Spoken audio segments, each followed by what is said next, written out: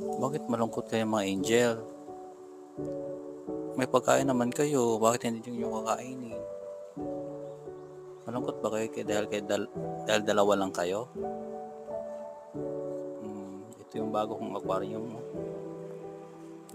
Namatay siguro yun dahil sa chlorine. Ewan ko kasi 24 hours naman yung pag-stock ko ng tubig. Pero bakit namatay pa rin yung dalawa nilang kasama?